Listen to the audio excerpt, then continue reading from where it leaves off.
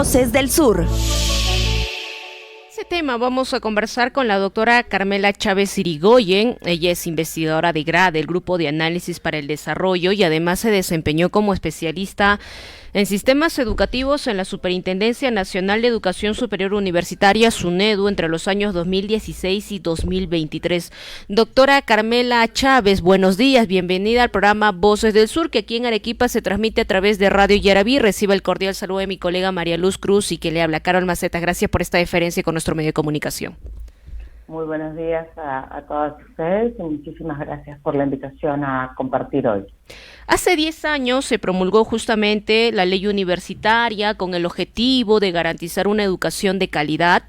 Sin embargo, esta semana se han aprobado ya modificaciones básicamente en dos aspectos que tienen que ver con el licenciamiento permanente para universidades y las clases virtuales al 100%. Sobre este primer punto, y para que lo entiendan también nuestros oyentes, hasta antes de esta modificación o hasta antes de este cambio, SUNEDU otorgaba el licenciamiento a universidades por un periodo de 6 años, podría ser incluso un poco más, ¿no? Pero ¿qué estándares debían cumplir para ello? A ver, yo creo que lo primero es entender que no existe ninguna fórmula ideal en términos de cómo aseguramos la calidad de la educación superior. Existen diferentes modelos. Hay algunos sistemas donde funciona el licenciamiento definitivo, en otros el licenciamiento es temporal, y esto viene, y en otros no existe una figura parecida como al licenciamiento, ¿no? Entonces, eso es lo primero, decir que los sistemas de educación superior pueden ser muy diversos en el mundo, en su lo que llamamos en su configuración institucional, es decir, en las reglas de juego que lo rigen, ¿no? En ese sentido, es muy importante situar el modelo peruano en el contexto en el que está, ¿no? En el contexto en el que estamos y el contexto en el que surgió la ley universitaria, era un contexto en donde el modelo, ¿cierto?, de gobernanza de la educación superior, que era el modelo de la, digamos, guiado por la Asociación Nacional de Rectores, había fracasado. Y creo que eso es lo primero que hay que decir.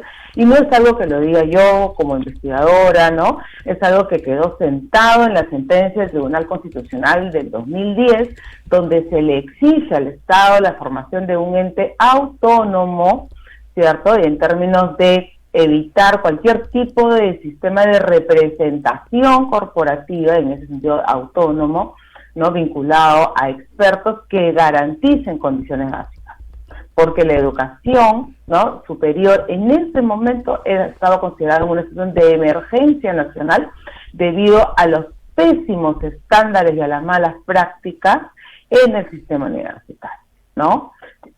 Situación que no pudo ser contenida, procesada y detenida en su momento por una figura como la Asociación Nacional de Rectores. En ese contexto, la ley universitaria propone varios lineamientos, entre ellos la creación de la superintendencia SUNEDU, cierto, que garantizaba condiciones básicas que eran absolutamente básicas, ¿no?, vinculadas a tener infraestructura vinculada a la oferta, la creación de una nueva oferta pertinente, la ejecución de buenas prácticas como la transparencia, el tener sistemas de gestión administrativas, el tener un mínimo de estándares en términos de contratación docente, de carrera docente, etcétera, ¿no? Las 8 condiciones básicas. El modelo impulsado por la ley universitaria vino acompañado de un esfuerzo fundamental de parte del Estado peruano y de parte en particular de su órgano rector, porque esa es otra cuestión fundamental de la ley universitaria, que le dice al sistema, esto ya no es un tema de autorregulación. Aquí hay un órgano rector que es el Ministerio de Educación, ¿no?, que es el que va a guiar los lineamientos para que el sistema funcione. Y se sostiene, ¿cierto?, ese sistema de fomento a través de las políticas con un sistema de aseguramiento de la calidad que tenía en ese momento en el diseño 2 patas. El sistema vinculado al licenciamiento y la supervisión y el sistema vinculado a la acreditación. Ese es el modelo que surge con la ley universitaria. Y es el modelo que hemos tenido hasta finales del 2022, que incluso ha funcionado en situaciones muy difíciles como la pandemia, ¿no? Recordemos que en la pandemia la SUNEDU logró, por ejemplo, emitir un modelo de licenciamiento específico justamente para las modalidades virtuales, en el entendido que una modalidad como esa, en un país como el nuestro, con tan bajos niveles de conectividad, con brecha digital, ¿cierto? Y donde lamentablemente existen universidades que han lucrado con el modelo de la universidad, con el modelo de educación a distancia en el pasado, necesitaba ser regulado. Lo que tenemos ahora es un contexto completamente diferente. La última norma emitida ha terminado, digamos, de consolidar un proceso de contrarreforma, donde en primer lugar se ha destruido el sistema de aseguramiento de la calidad. No, y se ha destruido porque al momento en que el sistema elimina la figura de licenciamiento obligatorio y permanente, ¿cierto?, no está planteando ninguna otra alternativa para poder asegurar esas condiciones básicas en el escenario. La supervisión, ¿cierto?, como facultad que tiene la SUNEDU, no está pensada para garantizar condiciones básicas, está pensada para identificar, ¿cierto?, procesos de mejora en las universidades, que es un proceso diferente. Eso no implica que no necesitemos una supervisión de ese tipo, pero ese tipo de actividades está vinculado a una actividad, ¿cierto?, vinculada a la mejora, a la promoción. Y cuando estamos hablando de condiciones básicas, estamos hablando de garantías. En este momento, ¿no?, ya no tenemos la garantía de contar con condiciones básicas, no solamente a nivel institucional, ¿no?, sino también a nivel de lo que son los programas y las modalidades, ¿no?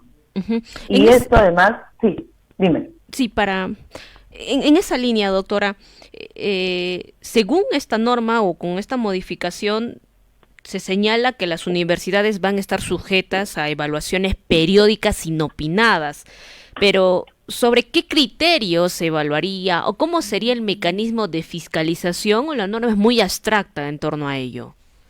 Mira, como te digo, hay otros sistemas, pensemos nomás en el caso chileno, donde el licenciamiento efectivamente es permanente una vez que se obtiene, ¿no? Pero es un sistema que viene articulado a, por ejemplo, un proceso de acreditación institucional obligatoria y a la acreditación obligatoria de determinados programas. Eso en el Perú el día de hoy no existe, ¿no? De hecho, lo que tenemos es un retroceso en el sistema de acreditación en términos que le han vuelto a dar una carga, digamos, que va a sobreburocratizar estos procesos de evaluación que ya de por sí son complejos, ¿no? Las visitas inopinadas, las supervisiones, incluso las auditorías no están pensadas para hacer mecanismos de garantía de calidad, están pensadas para ser mecanismos de incentivo, ¿no? Y a esto tenemos que sumarle la lamentable situación en la cual se encuentra la superintendencia el día de hoy, no solo en términos de su capital reputacional, cuando tienes, por ejemplo, un intendente que está acusado hasta de hostigamiento sexual,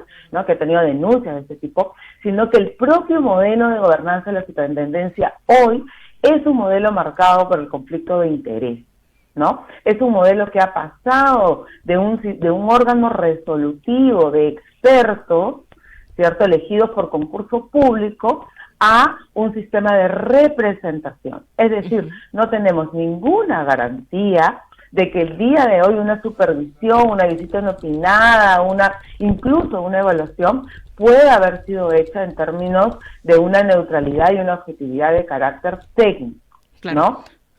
Un buen ejemplo de eso ha sido cuando la última universidad que se ha licenciado, que era una universidad que durante años no pudo adecuarse a las condiciones básicas de calidad, sino ya se hubiera podido licenciar en el primer proceso de evaluación que ha durado, Dios mío, como 6 años, digamos, que ha tomado al país evaluar a casi, digamos, 140 y tantas universidades. En la visita inopinada, digamos, ha participado de manera directa el superintendente, con una figura absolutamente irregular. Los superintendentes no son evaluadores, no son supervisores, ¿no? No tenía por qué participar de un proceso técnico de ese tipo. Entonces, allí lo que vemos es que el diseño actual tampoco garantiza ningún tipo de ejercicio, como digo, objetivo en ningún proceso, ni de evaluación, ni de supervisión. Y eso no tiene que ver, por supuesto, con la poca y las situaciones complicadas en las cuales se encuentra hoy el sistema de los trabajadores en la SUNEDU. Eso tiene que ver con cuáles son las condiciones actuales en las cuales se mueven la alta dirección y los órganos políticos. Estamos conversando con la doctora Carmela Chávez Irigoyen, investigadora de IGRADE, del Grupo de Análisis para el Desarrollo, justamente acerca de estos cambios que se ha dado a la ley universitaria y la norma que ha sido además promulgada ya por el gobierno de Dina Boluarte o el Ejecutivo. Como lo indicaba antes de irnos a la pausa comercial, estamos frente a una SUNEDU que ya no es la misma que se tenía hasta hace algunos años, ¿no? Ya no está conformada, incluso como antes se ha dado algunos cambios, algunas modificaciones, por ejemplo, en el Consejo Directivo, y también por proyectos que se han aprobado desde el Congreso de la República. Eso lo comentaremos más adelante. Quisiéramos abordar primero este tema. Y usted lo mencionaba también hace algunos instantes, ¿no? Posterior al licenciamiento, las universidades también buscaban la acreditación. De acuerdo a la norma, ¿cómo queda ello? ¿Cómo quedaría esa situación? Bueno, los procesos de acreditación continúan. Existe un modelo aprobado desde hace un par de años y el CINEASE viene funcionando y de hecho ha funcionado todos estos años en este llamado proceso de reorganización, ¿no? Pero digamos, tenemos ahora el CINEASE afronta ahora varios retos, ¿no? Uno de ellos es que le han devuelto una serie de competencias que cuyo debate ya había sido, digamos, saldado en 2014 con el proceso de reorganización. De nuevo tienen órganos autónomos, ¿cierto? Tienen que evaluar diferentes niveles. Yo no sé cómo eso va a poder ser operativo cuando además el presupuesto que reciben es exactamente el mismo que el año pasado. Eso por un lado. Lo otro es que el proceso de acreditación es un proceso que no está pensado para garantizar condiciones básicas. Uh-huh. Por eso es que, por ejemplo, cuando empezamos el ciclo de evaluación en el 2016, ¿no? Con fines de licenciamiento, llegamos a tener paradojas dentro del sistema de que hay universidades que en su momento tuvieron carreras acreditadas, pero cuya institucionalidad no cumplía ninguna condición básica. Eso es algo que efectivamente va a volver a pasar si es que no tenemos un sistema que garantice. En todo caso, ¿qué es la disculpe que le interrumpa, y entonces, ¿qué es la acreditación si no te garantiza calidad? ¿Qué es? ¿Un mero trámite? ¿Qué es la acreditación? No, la acreditación es un sistema fundamental en el sistema de aseguramiento de la calidad que vienen después de las condiciones básicas y que están pensados justamente para evaluar un proceso de funcionamiento institucional, ¿no? Tanto a nivel de programas como a nivel del funcionamiento de las propias organizaciones educativas, en este caso las universidades. Y es un programa que está pensado para identificar, ¿cierto?, cómo es que estos proyectos de calidad vienen funcionando, y los procesos de acreditación derivan no solamente en una acreditación otorgada, sino en una serie de recomendaciones para lo que se llama un proceso de, digamos, de mejora continua. Tienen otro tipo de naturaleza. El licenciamiento como figura, incluso hay toda una literatura que señala que el licenciamiento es un mecanismo de control de calidad mínimo, porque determina justamente quién puede y quién no puede proveer, ¿no?, el servicio educativo. En ese sentido, los sistemas que funcionan en donde, no, por un lado, no hay acreditación, porque he leído también en Twitter gente diciendo, pero qué tanta cosa, en Estados Unidos no existe una figura de licenciamiento y tienen las mejores universidades del mundo. Bueno, Estados Unidos tiene, como sistema de educación superior, tiene otros sistemas de control. Por ejemplo, tiene un enorme sistema de control basado en incentivos.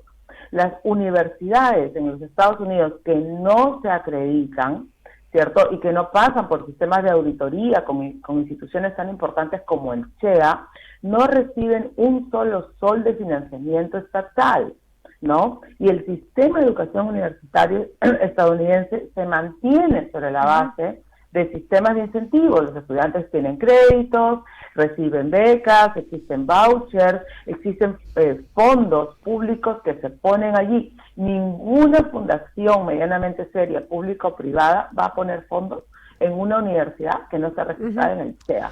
De hecho, tenemos muchos políticos que han obtenido, ¿cierto?, con estas universidades llamadas internacionales, que no son hasta offshore, han obtenido, digamos, doctorados en universidades Bamba en los Estados Unidos que existen, pero que por supuesto no son parte, digamos, del sistema per se, no reciben ningún tipo de financiamiento estatal. Sí. En el caso chileno, lo que tienes es una acreditación obligatoria. El Perú no tiene un sistema de acreditación obligatoria. Es absolutamente voluntario, porque incluso la norma que señala que hay acreditación obligatoria de programas, al no tener ningún tipo de mecanismo de coacción, termina siendo voluntario.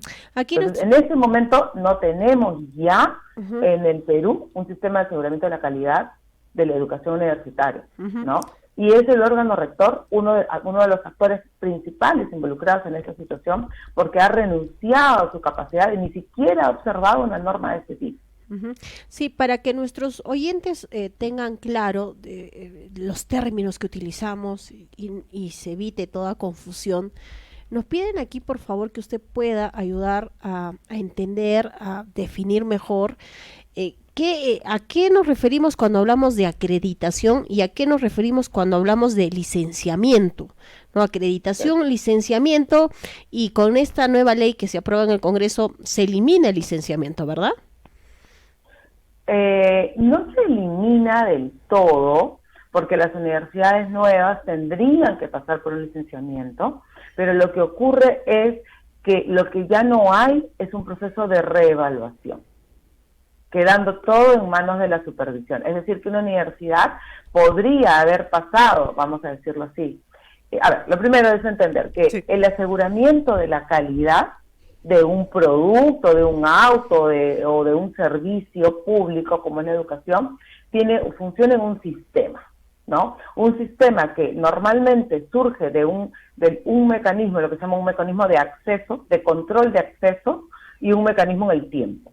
El mecanismo de control de acceso es el licenciamiento. Yo evalúo condiciones básicas de calidad, al margen de si se trata de una universidad grande, chiquita, especializada, general, antigua, nueva, ¿no? El modelo peruano diseñó que todas las universidades debían cumplir estas condiciones básicas de calidad, y que además ese iba a ser un proceso de evaluación obligatorio en el tiempo. ¿Por qué en el tiempo? Porque se considera que aún el sistema peruano es un sistema que está en proceso de maduración, ¿no? Donde el Estado peruano debe garantizar que estas condiciones básicas, una vez que tú las pasas, vamos a decirlo así, y ya tienes el licenciamiento, se puedan mantener en el tiempo, en términos de una evaluación. ¿En el proceso puede haber una supervisión? Sí, pero una supervisión tiene otra naturaleza.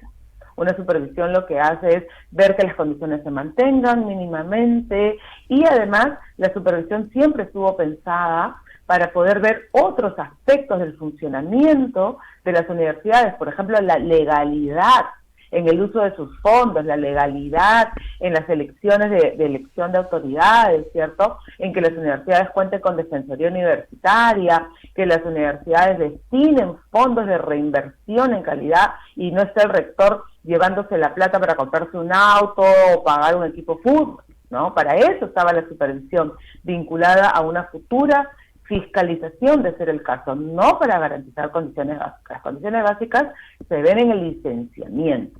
Cuando yo le digo a una universidad, ya no te voy a evaluar con fines de licenciamiento, lo que le estoy diciendo es, si tienes o no, si mantienes o no mantienes las condiciones básicas de calidad, ya no es mi problema.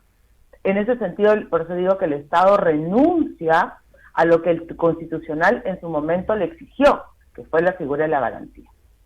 Después de que una institución, un producto, lo que fuera, existe y pasa este primer sistema de control, están los sistemas de aseguramiento de la calidad. Es decir, que vamos viendo y te vamos dando, vamos a ponerlo así, premios, si tu desempeño, ¿cierto?, demuestra algunos estándares superiores a las condiciones básicas. Ahí es donde entra el proceso de acreditación. El proceso de acreditación también es una evaluación y está pensada para identificar buenas prácticas, ¿no? No para ver condiciones básicas, sino para identificar buenas prácticas, procesos de mejora en el tiempo, ¿no? Que en el caso peruano es un proceso voluntario. Por eso es que encontramos tan pocas universidades en el Perú que se hayan acreditado en esta pasada. De hecho, solo hay una universidad, hasta donde vi hace un par de meses la lista, que tenía una acreditación de carácter institucional, una universidad privada con fines de lucro. Y luego algunos programas, particularmente la universidad privada, que había logrado obtener ya acreditación. ¿no? La acreditación es un sistema, un mecanismo que está pensado, como digo, como complementario a un proceso de aseguramiento de condiciones básicas. Otro segundo aspecto que también aborda esta norma o estas modificaciones tiene que ver con el sistema de educación, en este caso las clases virtuales. De hecho, podría ser interesante, ¿no? Ir acorde a las nuevas tecnologías, pero ¿cómo garantizar que las universidades vayan a brindar también las condiciones para prestar este sistema educativo? Nuevamente, ahí tenemos que creo que es muy importante tener la idea y la figura, perdón, de contexto, ¿no? Estamos en un contexto en el cual el Ejecutivo ha renunciado a ser un órgano rector. No se pronuncia sobre nada de lo que salga del Legislativo. Y el Legislativo, en este momento, lamentablemente, es un poder que está capturado, ¿no? Y es un poder que está capturado por diferentes grupos de interés con diferentes tipos de agencias. Uno de los grupos de interés que ha capturado el Ejecutivo y en particular la Comisión de Educación por los últimos años, me atrevería a decir incluso por los últimos 10 años, porque desde el inicio de la reforma universitaria han habido intentos desde la Comisión de Educación de petardear el proceso de reforma, tiene que ver con los grupos que ganan con esta creación irresponsable, clientelar y profundamente populista de universidad pública. Tenemos en el Congreso, digamos, una cartera de 200 proyectos de ley para la creación de universidades públicas. Esto es un disparate, es una locura, ¿no? Que lo único que va a llevar es a trocear el escaso presupuesto ya de las universidades y a disminuir la calidad del sistema. En ese escenario, decir, donde ya no hay, una evaluación para el licenciamiento de programa, eso es algo que fue eliminado con la última ley, con la 35520, se eliminó la evaluación de programas, que tira además abajo el modelo, por default le da de baja al modelo de evaluación de condiciones básicas de educación virtual que existió y que se creó justamente en el escenario de la pandemia. Es decir, no tenemos ningún sistema de control de la oferta que se crea en general y menos en particular de una cuestión tan importante como es la educación virtual. La educación virtual es no solamente una nueva modalidad que se está expandiendo en el mundo, ¿cierto? Y que es muy buena porque es muy adaptable a las necesidades, digamos, de diferentes públicos, sino que tiene un enorme potencial de inclusión educativa, ¿no? Los estudiantes de educación virtual suelen ser estudiantes con perfiles no tradicionales, suelen ser estudiantes que trabajan, madres de familia, estudiantes que vienen de otros procesos educativos como la educación técnica productiva y que se insertan a la educación universitaria, ¿no? Tienes toda la potencialidad de estudiantes rurales, indígenas, digamos, es un bolsón fundamental para la inclusión. Sin embargo, permitir, ¿cierto?, una educación virtual sin garantía es finalmente abrir, ¿no? Primero garantizarte un mercado que te va a consumir eso, porque si no va a la educación virtual no va a tener otro. Y ahí hay una visión muy perversa. Abrir el mercado sin garantizar su calidad. Porque eso lo que termina haciendo es generando nuevas formas, ¿cierto?, de segmentación educativa y finalmente de exclusión educativa dentro del propio sistema. Entonces ya los excluidos no serán aquellos que no entran al sistema, sino serán aquellos que reciben la educación de peor calidad. En ese sentido es urgente poder retomar, ¿cierto?, mecanismos de evaluación de la educación, digamos, de los nuevos programas que se están creando, tanto en su modalidad tradicional como en su modalidad virtual. Acabamos de ver, se ha hecho viral hace 4 días, ¿cierto?, esta barbaridad de tener como carrera universitaria la medicina alternativa, ¿no? Y lo digo de verdad, no en términos de que la medicina alternativa no sea un paradigma importantísimo. De hecho, el Ministerio de Salud tiene toda una, ¿cierto?, tiene toda una dirección y jefaturas y coordinaciones que trata de integrar a la medicina tradicional a la medicina alternativa. Es solo que en ese momento no existe, ¿no?, en términos de la comunidad científica, médica y afines, la configuración de una carrera de ese tipo. ¿Quién va a garantizar la calidad de ese programa educativo? ¿Quién va a garantizar que los estudiantes egresados de ese tipo de propuestas puedan finalmente colegiarse y ejercer esa carrera? ¿No? Entonces, estamos perdiendo, los peruanos estamos viendo cómo, en términos del sistema de educación universitaria, solo para hablar de uno de los sistemas que están en profunda crisis en nuestro país actualmente, está perdiendo toda institucionalidad y el Estado está renunciando y poniéndose de costado ante el futuro del 1,5 millones de estudiantes de educación superior que tiene este país. Doctora, para ir finalizando esta entrevista y gracias por esta deferencia que tiene con el medio de comunicación, incluso pareciera que no se han tomado en cuenta ciertas directrices, ¿no?, que en su momento asumió o dictó SUNEDU. Por ejemplo, a inicios de este año, en febrero, SUNEDU había prohibido las clases virtuales, sin embargo, con esta norma se retrocede en torno a ello. Sí, en efecto, bueno, tenemos ya en los últimos año y medio, más o menos, que tiene esta gestión, sino un poco más, ¿no? Tenemos una serie de retrocesos y de idas y vueltas que además hacen digamos, entrever, ¿no?, la serie justamente de conflictos de interés que se mueven al interior, ¿no? Entonces, ¿cómo es posible, por ejemplo, que el Colegio de Psicólogos dijo, yo no voy a colegiar psicólogos que vengan formados exclusivamente de carácter virtual porque la naturaleza de mi disciplina exige, ¿cierto?, un tipo de entrenamiento que no se puede hacer de manera remota. Y al mismo tiempo tienes una superintendencia que te dice, bueno, yo me pongo de costado, ese no es mi problema. Cuando esos estudiantes de educación virtual vayan y no se colegien y no puedan ejercer, ¿no?, y estén destinados al subempleo o lo que incluso es peor, ¿cierto?, el ejercicio profesional en la sombra y en la informalidad, ¿no?, ¿qué va a decir el Estado? ¿Qué va a decir la superintendencia? No, ese no es mi problema, es un problema del Colegio de Psicólogos. No, porque además las autoridades y las entidades públicas tienen el deber de poder hacer políticas mínimamente concertadas, ¿no? Y ahí nos enfrentamos además a un problema mucho mayor, que tiene que ver con la sostenibilidad del propio sistema universitario. Se están creando universidades como quien hace canchita, sin ningún tipo de control, ¿no? La superintendencia hoy es un club de caballeros, nunca mejor dicho, que define entre ellos lo que le da la gana de hacer, ¿no? ¿Quién garantiza que esas universidades, llegado el momento cuando pasen por licenciamiento, ¿cierto?, más pronto que tarde, obtengan licencias con condiciones básicas, que luego nadie va a mínimamente reevaluar, donde el Ministerio de Educación no ha cumplido con la creación de un viceministerio de Educación Superior que articule, para comenzar, todas las partes del sistema y que pueda mirar de manera seria qué es lo que puede fomentar.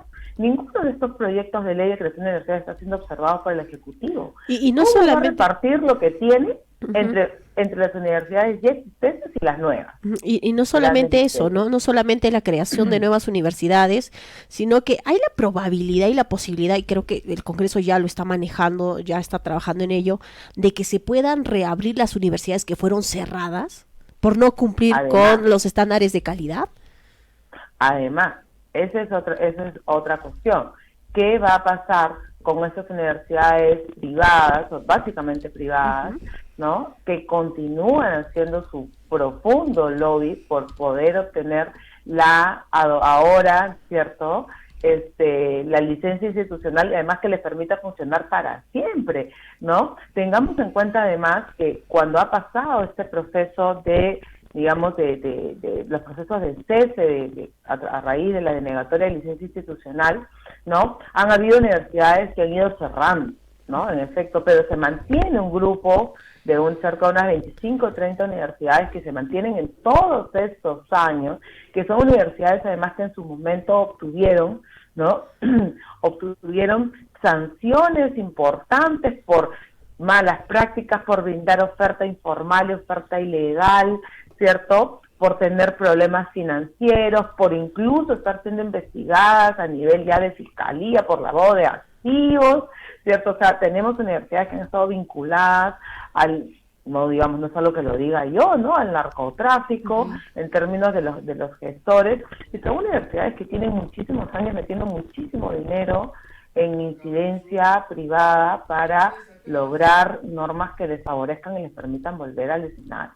Correcto, entonces, queda claro. Es un escenario muy preocupante en términos ya no solo de calidad, sino de cuáles son las condiciones de funcionamiento de la legalidad del sector privado educativo en nuestro país, ¿no? Creo que el licenciamiento y todo el proceso de reforma nos ha dejado muchas fotos dramáticas de la situación en la que nos encontramos hoy, ojalá a la cual no volvamos, ¿no? Porque eso tiene un efecto directamente en el derecho a la educación superior de nuestros estudiantes. Queda claro. Doctora, muchas gracias por esta comunicación con Radio Yaraví, y esta es una próxima oportunidad para dialogar sobre estos temas tan importantes y que tienen la educación de millones de jóvenes en nuestro país. Muchísimas gracias por la invitación y seguimos conversando cuando sea necesario. Hasta Muchas pronto. gracias.